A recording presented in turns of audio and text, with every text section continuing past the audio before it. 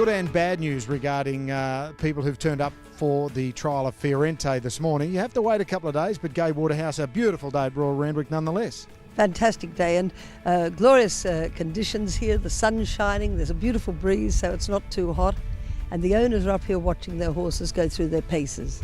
But the interest surrounding Fiorente, now it's not bad news, not injured or anything, you've just decided to wait until Saturday.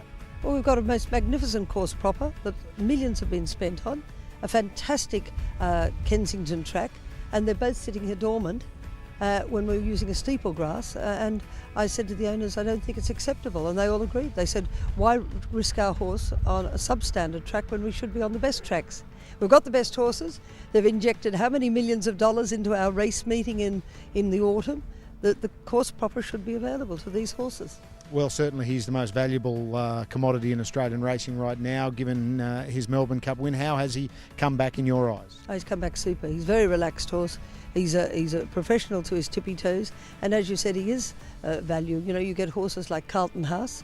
If these horses win these group races, they're worth a lot of money, not only at stud, but as racing propositions. Today was a day that he was going to trial. What did you expect out of the trial? We're going to see him on Saturday, of course, but where is he in his preparation? He's about what we call 3 parts fit, so he's like you and I. A bit like us, yes, exactly. He's nearly there. He's mentally extremely bright and fresh. He needs a good hit out on a superior track to really get to that next level, and then the decision has to be made. Do we go to Melbourne, to the Australia Cup? Do we stay in Sydney? We will come back to Sydney if we did go to Melbourne, but that decision will be made in the next week. By that time, I've got a feeling of his fitness level, where he should go and which program will suit him best. $4 million is what the Queen Elizabeth is worth. Is that the end game, the ultimate target this autumn? I don't know the ultimate target, but it certainly has to be considered very seriously. It's now had a massive injection of money. So you have to take it very seriously. Carlton House will most definitely be heading towards that. He's a 2,000 metre horse, and being the Queen Elizabeth Stakes, wouldn't it be appropriate? Fiorente, I'd certainly want to see him being very competitive over 2,000 metres, being mindful of his stud career. The Magic Millions last week, you had a number of winners, 3 I think was the figure, and so you're back in action and back powering away? Back powering away. It was absolutely fabulous to see them one after another.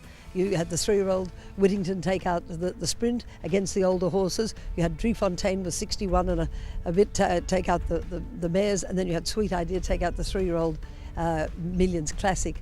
It says to people when they invest with me, yes, this is what we can get, and we can get it in less than a year. To think that Driefontein's been back now 3 times to the coast, and every time written the cheque. Sweet Idea ran 3rd in the Golden Slipper, races in the spring, in the autumn, here she is again. I sense a real buzz around Gai Waterhouse after the Melbourne Cup and probably after your little break across Christmas. You've always got a spring in your step, but is there a better spring this year? I feel like it. I think the break over Christmas, I didn't realise how important it was to me and with my family, and I've come back with a real bounce, and I really feel excited about the autumn and about this year. And of course the Golden Slipper not too far away as well.